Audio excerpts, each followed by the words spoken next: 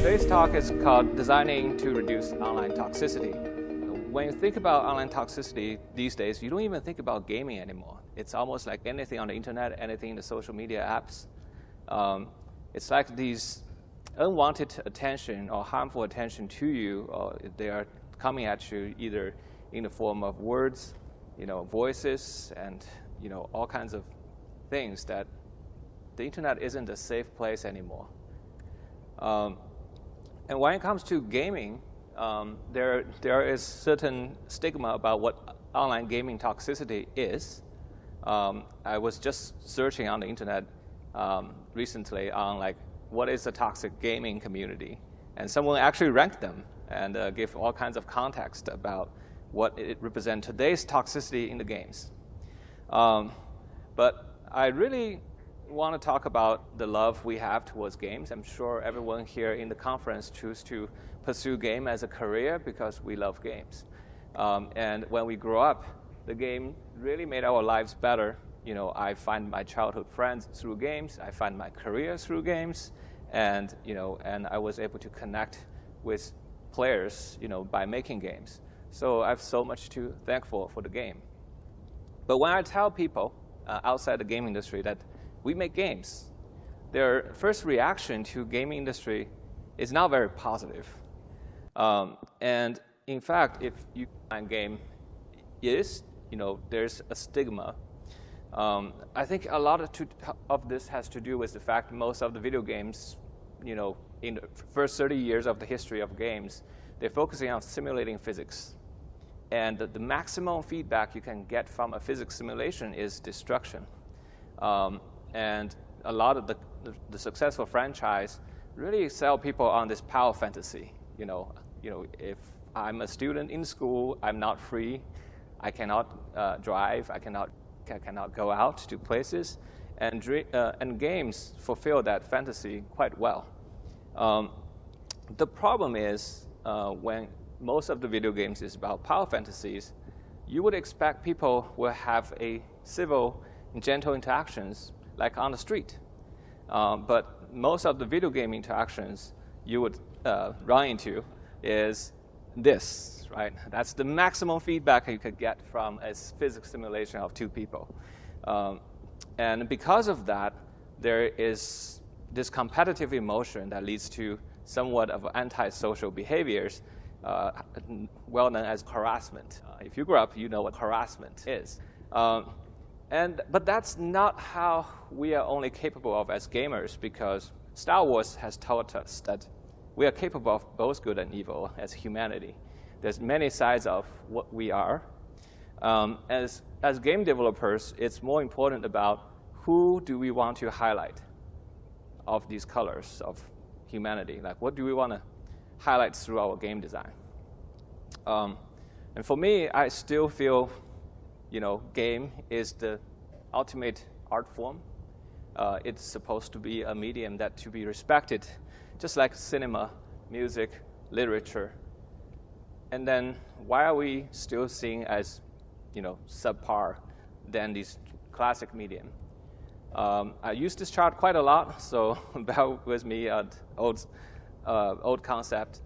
This is emotional mapping of the demographics within the film industry, how at different age, masculine audience and feminine audience prefer different genres. The closer it is towards those demographics, the more they prefer those content. And when I first came to America, that was early 2000. At that time, the game industry is very small. There was no mobile phones.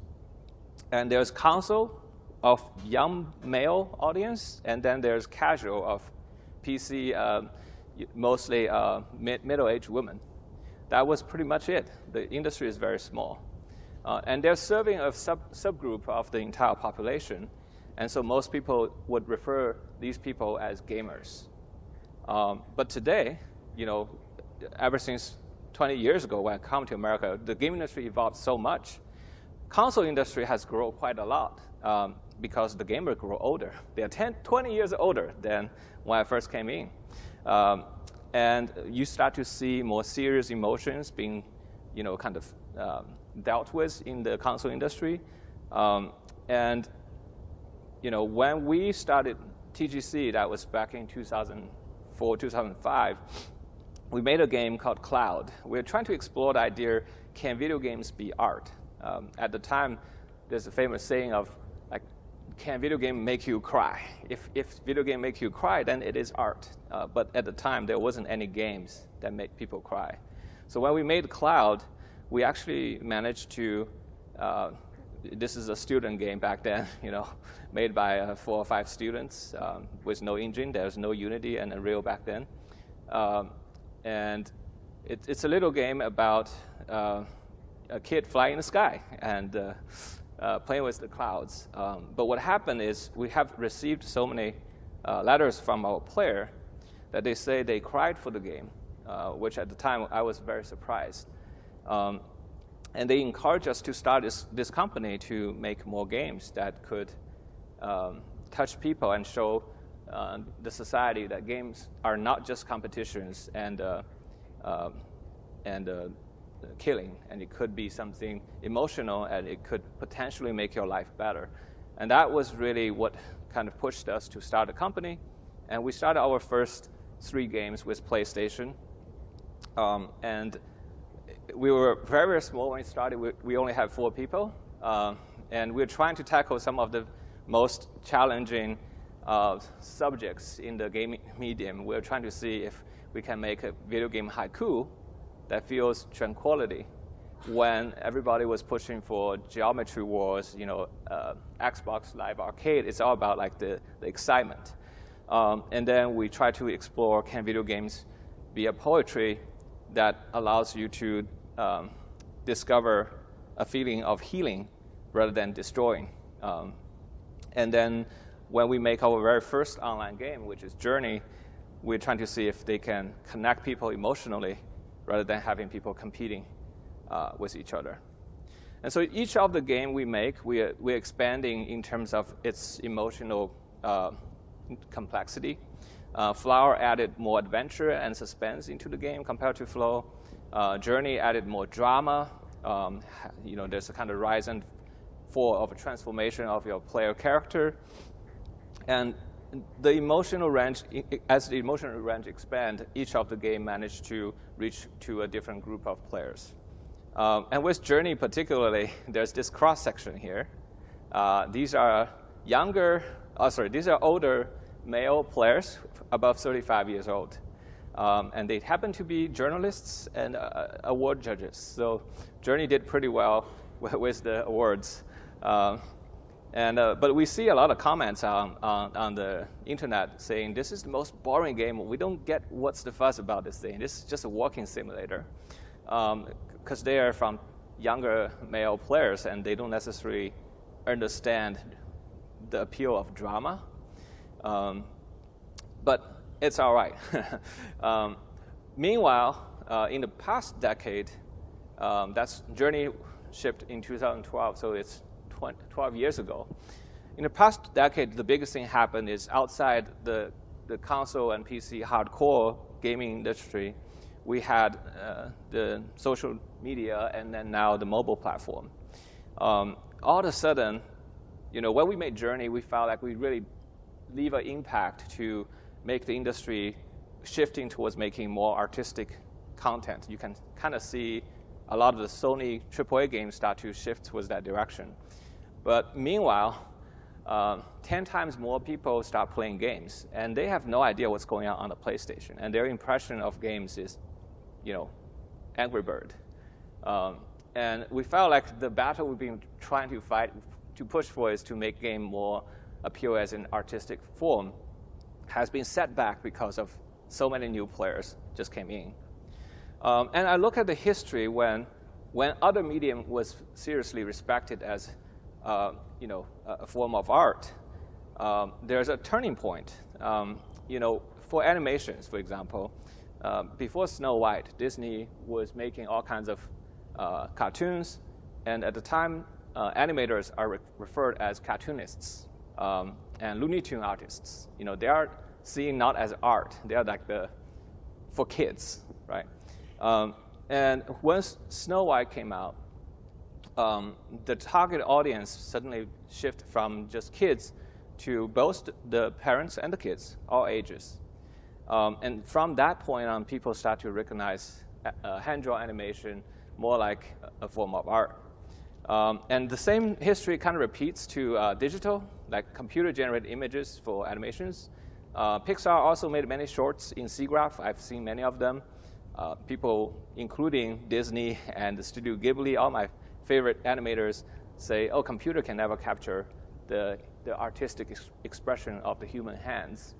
But after Toy Story, that impression changes, because when everybody can be emotionally touched, a part of their humanity was moved by the medium, then they see it as art form. And so today with games, we have lots of games. We have games for a whole family to enjoy together for fun. And we have all kinds of devices that has games on it. There's games for children. There's games for parents, a mom and dad. There are games that connects all the children together after school. There are games connect all the adults together after work. But there is not a game that is all ages. Like, I have not been able to find a game I can play with my wife and my kids together. And I think we're just so close to there. So after Journey, we really wanted to make a game that is emotionally accessible to people of all ages and genders. And it has to be, 4-quadrant. That's like how Disney described their animations. But PlayStation at the time is a majority male platform. And we realized if we stay on the PlayStation, on the console, at maximum we can only hit that little slice of the pink pie. And it won't change the society's view of games. And so we made the leap to say, all right, let's try to make the game accessible emotionally, but also from the hardware platform side. Can we make a game that everybody can play? And so that's how we started Sky. So from Journey to Sky, it took us 7 years to make, which is insane. Like 3 years is already so crashing, and 7 years, I don't even have the words to describe that. And we're shifting from a console platform to leading with a mobile platform. We're changing from 2-player to MMO. We're changing from hardcore gaming audience to suddenly people of all ages. Many of them never played the games. When we make Journey, there's no chat. It's pretty safe. There's no harassment. No harassment in Journey either. But now we have a complete open online community that could have toxic behaviors if people can chat. And so it's a lot of challenges that took a long time. But we believe we're trying to build a world that could represent, truthfully capturing the bright side of humanity. Compassion and generosity is the emotion we're trying to create. And these are some of the fan arts. I like to look at players' fan arts because they usually capture what they remember the most from the game. And in Sky, the fan art is never about NPC stories. The fan art is always about the connection, the bonding, the friendships, the moment of compassion, the moment of altruism. And I'm really, moved by these art. But the game itself is essentially an online, a big social chat room where you can chat, you can hold hands with people, you can high five, you can give a hug, you can dance with people, you can send them letters, leave notes, and play music together. It's pretty boilerplate description of the game. But at the same time, I want to say Sky is also the most socially engaging online game. I'm sure some games have piggybacking, but nobody bothered to make piggybacking really deep. And so we also have the UGC content where you can play instruments. We actually have the whole list sets of instruments that you can go really jam with friends. The most surprising thing about Sky is that I didn't realize, including Journey, by the way, the majority of players who really like Journey and Sky are women. This just was never a thing if you come to GDC, or if you go to E3, you would never know that. But my coworker told me they had a Journey fan gathering in Japan. Actually, more than half of the people who showed up are women. Certainly, Sky today is over 70% of the active players are women. And worldwide, there's over 260 million install of Sky. And that is just a number that nobody in the studio have ever imagined when we make a game like this. The other surprise is we try to make the game emotionally accessible to people of all ages, and we actually have people of all ages playing. And here's a photo of a family with 3 generations playing Sky together. And out of all the messages I find, this one touches me the most because this is a father who doesn't play video game, but he was playing the game because of his daughter, and he was moved by the game and cried. And he wanted to thank us for making the experience. And I find out this guy works at Pixar, and he's like a Pixar tech lead. That's extra bonus for me. It's just like, you know, these people are hard to move. So, but on the other hand, among the community, these are the 2 things I find quite proud. The first one is, you know, most of us who made Sky, we're introverts, so we don't like hang out with people. So when we go make online games, we want to make sure it's actually friendly for introverts. And the second part is they told us that our community on Discord is the most wholesome, according to the community. But yeah, and that says a lot about how we managed to design to avoid what you would expect from a typical online gaming community. So I'm going to just share some quick lessons, that notes we take, things that worked out and things that didn't work out with you. That's really why you're here, right? So, okay, first, very important one, just remember, the players are not born toxic. You know, and unintentional design can potentially nudge our players towards toxic behaviors, but they were never born toxic. So, number one, our behaviors are shaped by our environment. I'm sure everybody have heard of Stanford prison experiment. Just to break it down very simple, in Stanford, a psychologist wants to test if it's the system, the institution like of prison that's pushing the police to be abusive, or it's just purely because of the people. And so they recruited the same group of college students with the same background and given them roles of prisoners and guards. And they let them stay in the same facility for over a month. Initially, every college student was finding this really fun. It's a really fun role-playing game, right? It's like a LARP. But over time, they start to behave just like the real prison, where abuse start to happen. And people start to break down mentally, and people calling for quitting. They are all promised lots of dollars if they stay through the whole thing, but people eventually quit. They couldn't stay in this anymore. And the takeaway from that research is the professor said, the role that the people have in a situation has a significant effect on their behavior, and it's even much bigger than the innate personality. Innate personality is a weaker influence than the external situation.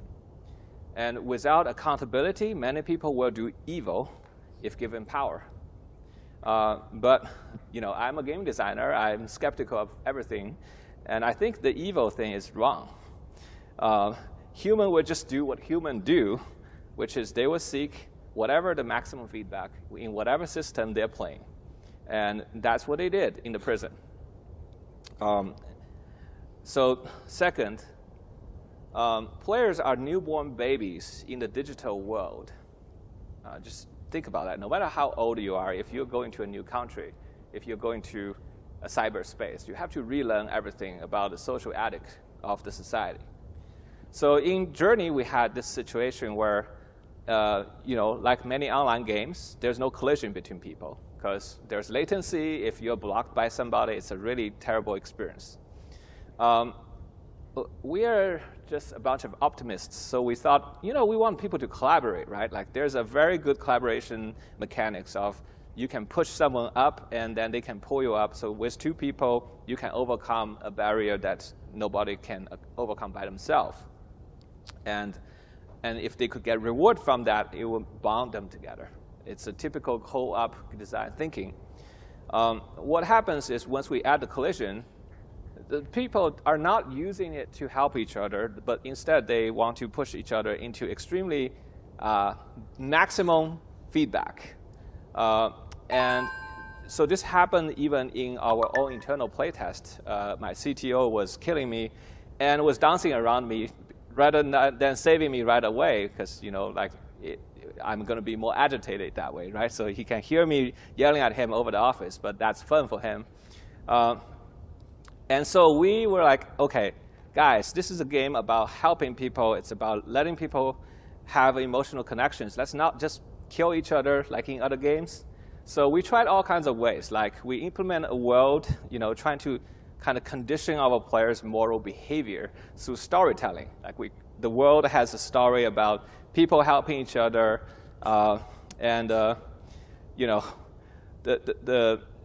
the main story shows people supporting each other. Like we did this in Sky as well, but none of these things, conditioning, don't work. They're babies, so even if you tell them they're supposed to behave nicely, they're still seeking for the feedback. And we see this happen not just between our developers. The tester also developed these toxic behaviors in our game. And for quite a while, I was really thinking, are we really born evil? And so one day, I ran into a child psychologist. I was complaining about these playtests to her. And she just said, oh, you're describing the behavior of a baby.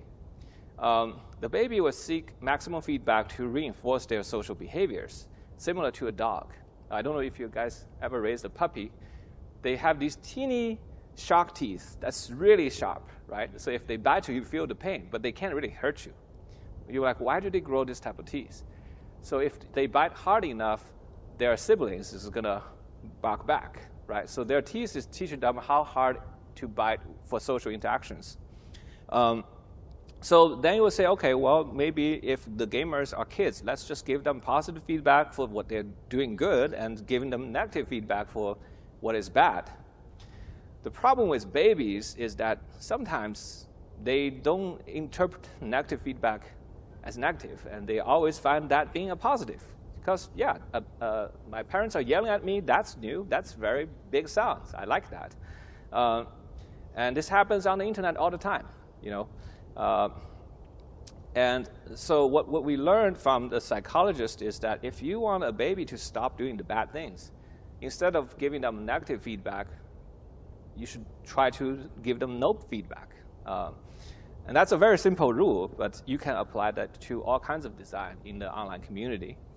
OK, third, sometimes you have bad moral behavior that developed in your community. Don't worry, you can minimize it through design. So in Journey, in the early days, we had a simple design, those unintentional design, right? In video games, there's resources. If you have resources, you can use that to fly. So that makes you like the resource. There's nothing wrong about that. Every game has this. But when you have two people, they both like the resource, and one person takes the resource and fly, and the other person doesn't have it, these people are thieves. Or worst case situation, they are robbery, right? And during the early days of Journey, people just said, like, why are you making a multiplayer game? online community is so toxic. We just want to play the game alone. Or give me a single player mode. That's like the most frequent feedback we get from testers. We say, no, we want you to actually connect with each other emotionally. And they were like, no. So we try to change the situation. Like, we don't want thieves to happen in the game, in the interaction. So we made it so that if you fly, the resource you use will come back, and it will drop right underneath you. So technically, you're not stealing anybody's money. And the other person can use the resource to fly as well. But they still hate each other. What we discovered is the time it took for someone to pick up a resource and go all the way to a new location. The time it invested was then stolen by the other player, right? And they're still unhappy even though the resource is still there, right? They thought time is also a resource. So it's becoming very hard to design a game where people don't think each other as thieves. And so what we changed in Journey is like, okay, what if there's just unlimited resources everywhere you go, and you can load up your pocket with resources, right? And then in that situation, nobody hates each other. It's like, oh, you're a fellow bank robber. We're all here robbing that ATM. What a nice, shared interest, right? And so people both can fly with lots of resources. They're happy with each other. It's just that one switch, right? You start to change the behavior of how people see each other. And so in Journey, eventually we removed the collision, not because we can't, but because we want. So there's no feedback for pushing people off the cliff. But at the same time, we created a new feedback where if the people are close, their warmth is charging each other. It's like they're giving each other resources. And that made the player actually really enjoys hanging out with each other because they are getting free money from each other's pocket, right? Why wouldn't you love someone who can give you money, right? And both you can fly. And you like to fly, I like to fly. If I fly, I'm close to you. And this makes player actually feel more comfortable to travel together. So from like, I want to play alone, these people are thieves, to, I can't, I'm going to wait for my friends to catch up. The only change is just the environment. They're the same people who's playing the game. So I just want to use this example to show you that it's possible to minimize the toxic behaviors if you see them happening in your games. Work on the design. Okay, the second important lesson is that Spider-Man says great power comes with great responsibility, right? Well, why would you have great power if you haven't earned it? You should give people power only after they have earned the power. And we need to fight toxicity with barriers. Okay, so what is this? So number one, I think we all would agree that we have the rights to not be pushed with untrusted content, right? Like, we all have the rights to not to see or not to hear if the content is terrible for us. But that's not the case. That's not the status quo of our online game. User-generated content usually can be disruptive. In the good case, they're funny, and the bad case, they're hurtful. So in Journey, we have no user-generated content, but just the position of the player. But in a typical online game, you have very smart user IDs. I don't know why gamers like to do that. But it gives you these weird feelings, right, when you read them. And for online games, there's the public chat. And usually, it has nothing to do with your game. And usually take you out of the game. And the worst situation, you hear somebody using the voice chat, then you really want to run away from this game. And so what we did is, we were like, why are these content pushed to the player? We just want people to share a moment. They don't need to see these content. And that's huge distractions. So with Journey, we try to keep everything clean. We only want to have a human to interact with another human. Like, they coexist, and they share an emotional roller coaster ride. Like, they don't need to have these content being pushed to each other. And so because of the naughty names that people have created in the PlayStation, we actually have to delay the display of the PlayStation ID until the end of the game when the entire emotional experience is finished. Then we show them the player ID. And you can imagine if you see them initially, the funky bottoms, right? Like, who is this guy, the funky bottoms in the middle of the desert? I don't want to hang out with this guy, right? It would completely ruin the opportunity to connect. So in Sky, we go even more extreme. We basically are really concerned. It's a game played worldwide, of all ages. And I personally have experienced, racism, sexism, even age is being discriminated. I'm 40 years old. The kids doesn't want to know I'm a great uncle, right? So we have to hide all those identities first. We want people to be judged by each other as just a human being. So in Sky, if you have not have a meaningful connection with people, you just appear as a shadow. And the second thing is, names become a necessity in this game because there's so many players. You won't be able to tell them apart if you don't give them a name. In all the other games, you name yourself, right? And that's usually where the bad apple comes.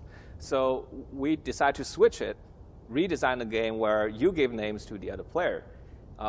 And in that way, no one can really force you to read anything you don't want to see, right? And that worked quite well for us. At least we have never heard any report on harassment because someone has a strange name in Sky. The second thing is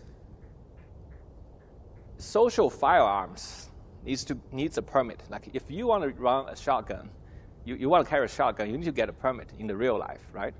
So why would you give shotguns to babies, in the online game?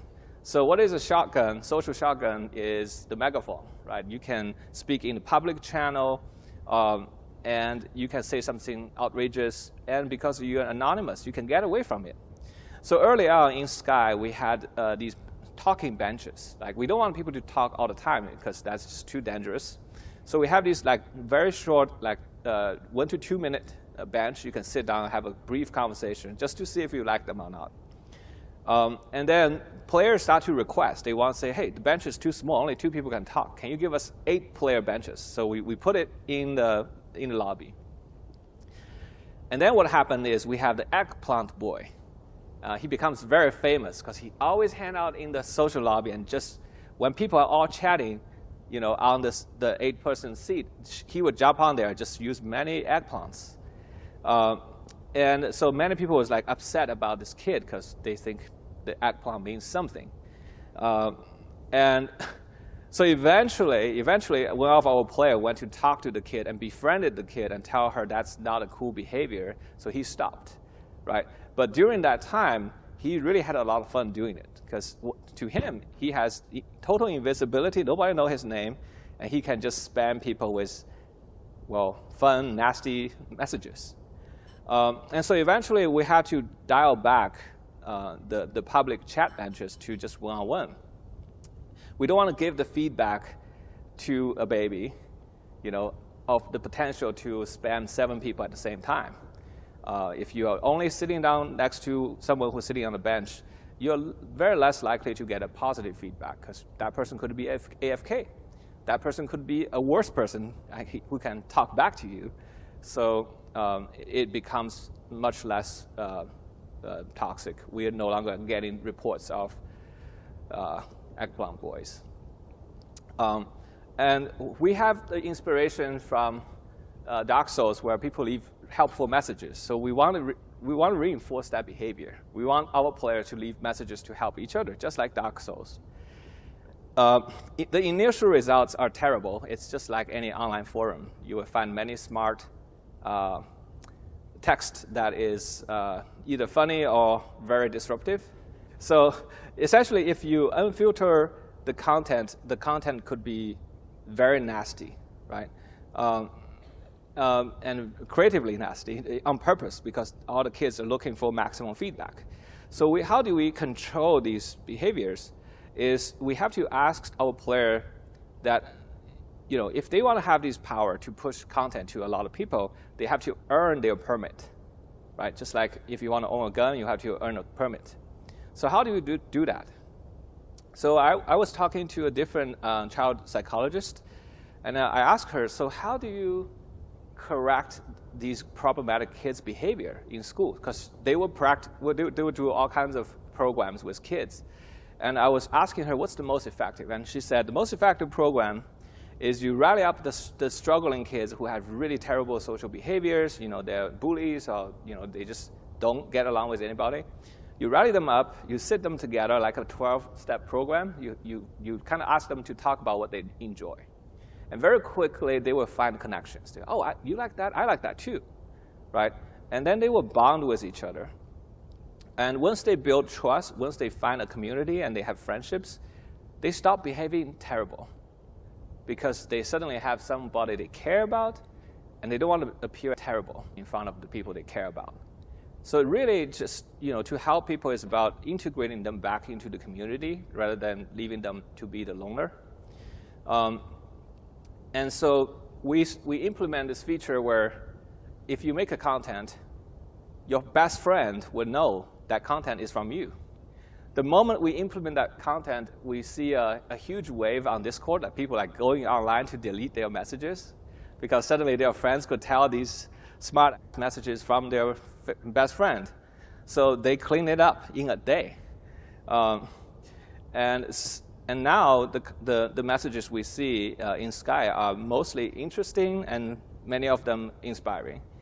And so the rule we applied for the messages is initially when your friend made a content, there's 3 phases. The first phase is you made the content, and only your close friends can see it. And you would need 3 endorsements from your close friend for this content to be qualified to be pushed to the public. And once it's in the public, if there's 3 people who find this content offensive or harassing, and they can downvote, and then the content will disappear. And that is basically a community regulation, or I would say it's like a social engineered friends regulation. And that ended up working really, really well. And 3, I want to talk about how can we protect the player with high barriers. In this case, we are talking about mutual consents. So chat moderation, like I'm quoting my coworker Tim here, he said, chat moderation is important, but ultimately it's the ambulance at the bottom of the cliff. You want to prevent the people from jumping, not just collecting a wounded person. So in Sky, we try to implement the consent at every step of the social interactions, from the early stage of people just chatting with each other without knowing each other, right? So in this case, you have a video here.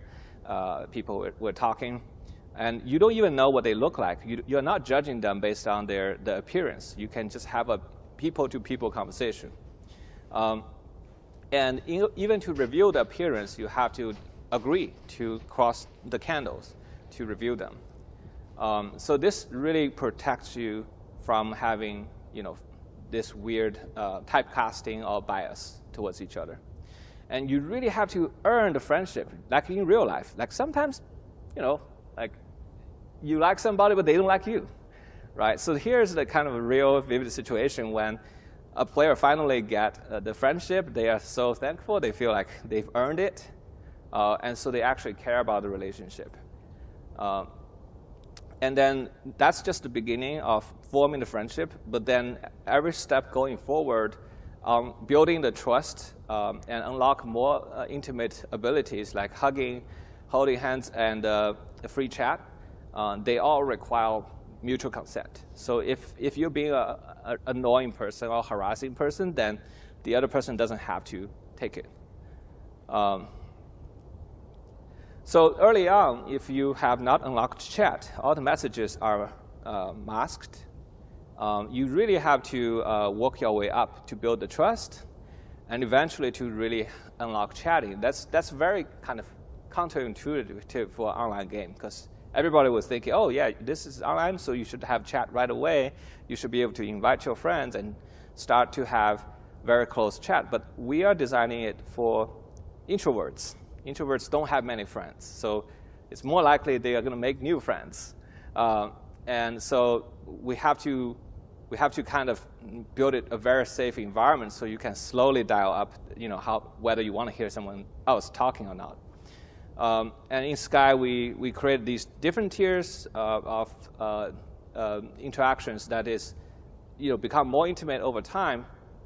But many people would never go to the second or third tier. Yeah, so first tier is chat, second tier is warp. Like warp could be seen as stalking, so like that's ability you really want to think if you want to give to a friend or not.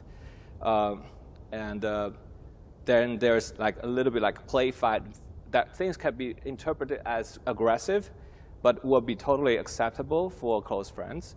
Will all come in a much higher trust level. So the higher the entry barrier is, the nicer the people behave socially when they finally enter it. I don't know why, that's just humanity, I think. All right, the third lesson is, once you build a relationship, you want to protect the authenticity of the relationship.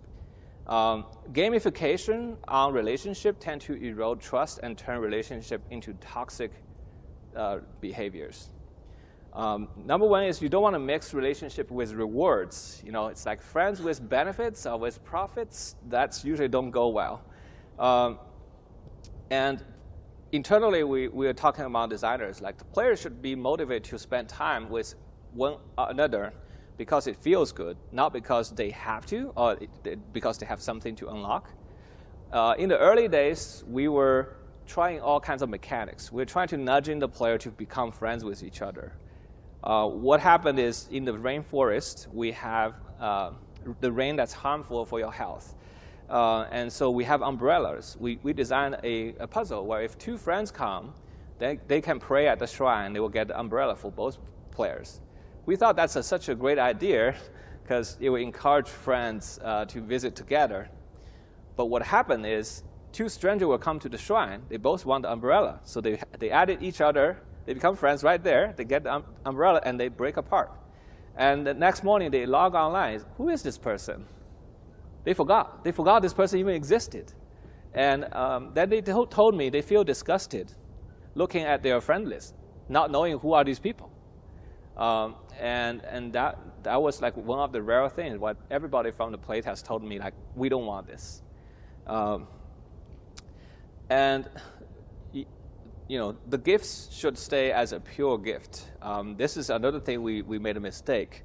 So in the early days, we want to encourage the gifting. So we want to show player, how to say, like you can potentially earn hearts by befriending someone else. So heart gift was a byproduct, or it's like a bonus. If you level up your relationship, you get more hearts. But people love heart as a resources, so they want to farm hearts. So we start to see the heart bagger epidemic. So anywhere, it's like, go to any of the train stations or the airport, outside there will be people waiting for you. Hey, you want to be friends? I'm really cute. Let's be friends. And you will just be hoggled by these cute little chibi characters, because usually they get more interest, and they just want to level up relationship to riff the heart out of you. And that was getting so bad. Like everywhere, people is trying to be cute and attractive, but once they get the heart, they disappear. So we have to remove it, right? A gift has to be a pure gift. There's no additional benefits there. And the second thing is, don't tutorialize your relationship with free gifts. Like many games, online games, like to tutorialize. They will give you free currencies, and then you will apply it. You go through the drill and understand how the system works. But in our early prototype, the player will get a free gift every day. They can give out to other people to see what happens. And what happened is, even though the gift is free, the player expectation is not free. If you are giving someone a free gift every day, the day you don't give them the gift, they were like, hey, where's my gift? It's supposed to be free. You're supposed to give to me, right? and it becomes actually toxic. That's just the most weird thing. It's like if you have let's say a homeless person right on the street, and you give them a dollar every Sunday, and on the next Sunday you didn't give the dollar, they will come to harass you, say like, "Where's my dollar?"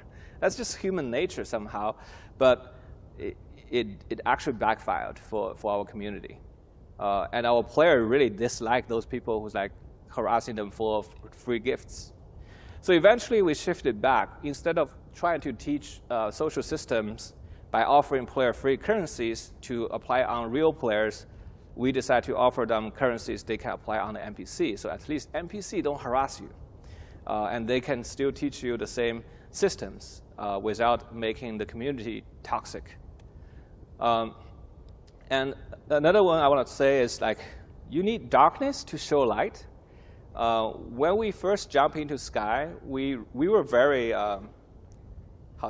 we were very progressive. You know, people hate pay to win, so we want to do the opposite of pay to win, right? We noticed that if you pay in a pay to win game, a lot of times you don't want to tell people that you spend lots of money just to beat other people, because you know you're cheating. Like there's a little bit of shame about buying things for yourself. But we find out that if you pay it for the people you love, usually they're very proud to tell you, "Hey, I took my family to Disneyland this weekend," right? Or you know, I have this big diamond ring for my fiance or whatever, right? It's like people are usually not shameful if it's about giving to someone they care about. So initially we were like, okay, let's go 100%. Everything has to be altruistic and everything has to be giving. So we implement a society where you cannot buy anything. And the only thing you can get is if someone gives you something. And that society runs like a paradise for quite a while. I was very happy. Look at how all these people giving each other. But very quickly, I started to find out everybody's like doing the, you scratch my back, I will scratch yours. Hey, I gifted you yesterday. Where's my gift? You're supposed to give it back to me. And lots of people are actually very toxic about their expectation was not met by the other person. And that was quite eye-opening when we tried it, because we were like, we can control the system, we can change the feedback, but humanity doesn't work like a machine. They are human. And so we realized that if you don't have a system where you actually can buy something for your self-interest, then when someone gives you a gift, you are second-guessing. Your question is that gift even is genuine, or are they just simply expecting you to give back to them something? So eventually, when we launched the game, we had to include in things that people can buy for themselves, just so that when they choose to buy it for a friend, the friend could trust that is a genuine gift. And that was a very big change when we were doing the design. Yeah, so what we want is a genuine gift, not just gifting economy. And so today in Sky, you can buy things for yourself. You can also buy things for your friends. When we did the season pass, we did a slight discount. So if you buy it for your friends, it's cheaper. And it certainly made a lot of people decide to buy the season pass together. So 40% of the season pass was bought and sent as gifts with the event content. That's 100% the same price. You can buy it for yourself. You can buy it for your friend. And 22% of the content people purchase are actually for others. So to me, that is a genuine gift to each other. And one last thing I want to talk about is genuine human connections could save lives. So when we work on Journey, we realize vulnerability really leads to human compassion. This is a very social behavior of many social animals. It's a survival instinct. When you are weak and small, you have to rely on working with each other to survive, right? So when the predator, they go around, they're strong and powerful. They usually hang out alone. But sometimes even the big cats, they would work together. And that's only when their prey is even more strong, right? And it's the feeling of risk and the feeling of smallness makes us bond with each other. And the very emotion of awe and vulnerability is what made us human, because we are such a weak animal if we are alone. And that makes us really want to belong, right? These days, one of the biggest depression we feel in the society is the loneliness, that we don't feel we belong to something that's meaningful. And a lot of the friendships and connections are not genuine. It's the surface level things. And just the yearning to belong to something bigger is the most human feeling of them all. And when you don't have this feeling of vulnerability and humble smallness, when you feel really big, we go back to the gamer behavior, right? You're the Space Marine, you're the Superman, you're the hero that can change the world. And they stop thinking about connecting with others. And so if we want to make an online community less toxic, we have to rethink about gaming experience. We have to reduce the empowerment online. You know, instead of making games where you just go around killing things, make things much stronger you just can't kill. Instead of going around looting for treasures and resources or finding monsters, you go around running to other people. And people are more important than gold coins. In a battlefield, it's very hard to focus on people because the sound, the distraction. So, you know, in order for games where people can connect, you have to reduce the noise. You have to reduce the number of people. You have to put them in an environment they feel small and, you know, a little bit vulnerable. And suddenly, if you see another person, you're like, oh my God, there's another person, right? Instead of walking on Times Square and just people all pass by you and you're just trying to ignore all of them. So for Journey, we really tested this idea of creating the world that evoke a sense of awe and vulnerability. And the result shows. It creates empathy and compassion between the players. These are the fan arts, again, of the memorable moments, what they had in the game, is when they supported each other, is when they leave a message for each other. And once you're creating this compassionate moment, a genuine human connection will form. And that leads to inclusive and supportive community. So what is a genuine human connection? It's a vulnerable interactions between two people that they feel heard, seen, and known, and valued after the communication. And afterwards, they feel better about themselves and feel better about the world. I'm just going to summarize this genuine human connection. It's, you know, it's one of the few things I really believe is generally good for human. And, you know, when we created Sky, one of the emotions I really want to evoke is that we are not alone. And I think most of the artists who make art, they want to connect with people through their art. And in this process, if the art connects with them, there's an overwhelming sense of gratitude between the artist and the viewer. And I think this overwhelming gratitude I felt is also inspiring, you know, our creation, and we want to give it back to the players. It's a very healthy cycle of reciprocation.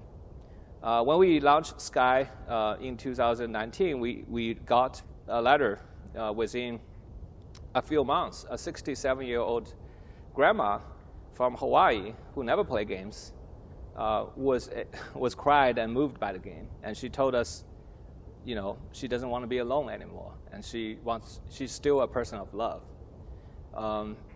And you know, that's the same age as my mother-in-law, who also came from Hawaii. So it really, and eventually my mother-in-law also became a Sky player and find friendships. It's these stories that really makes me feel happy that working on the games that we make. There's this manga, a Japanese, very talented manga artist. She make usually funny mangas, but one day she made this manga for us. She said she actually tried to hurt herself in the real life multiple times. She was really thinking about throwing her life away. But when she discovered Sky, she felt the warmth from many friends she made in the Sky community that for the current moment that she chose to live. And she's only 20 years old. I really don't understand why a talented artist, at her golden age would think about throwing her life away. Yeah. And during the Ukraine and Russian war, we were really concerned because we have players from both nations.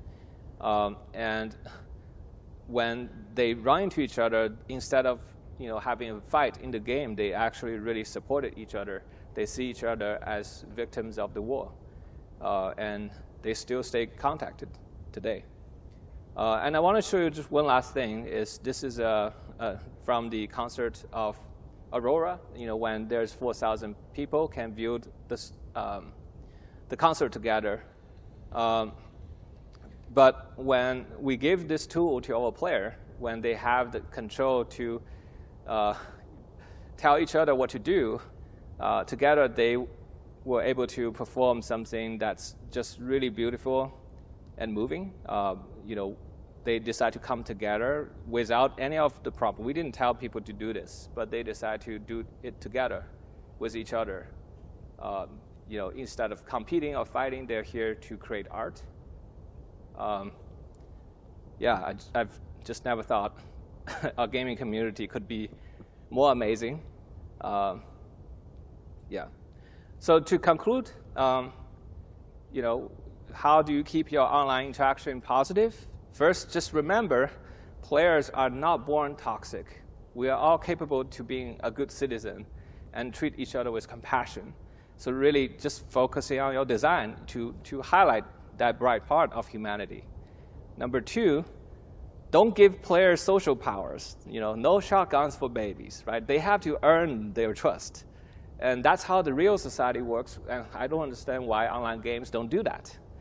And number three, if you build a relationship, don't ruin the authenticity with gameplay mechanics. Gamification don't work with relationships.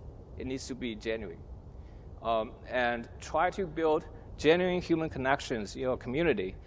It will save lives. And we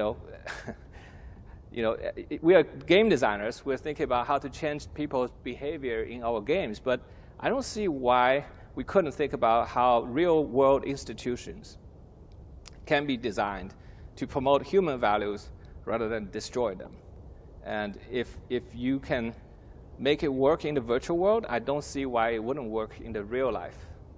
So TGC, is a company that started 18 years ago, trying to make games to tell heartwarming stories for all ages. But today we have to change it because it's an online game now, right? We have to inspire humans to connect worldwide. Thank you. And we are also hiring. Yeah.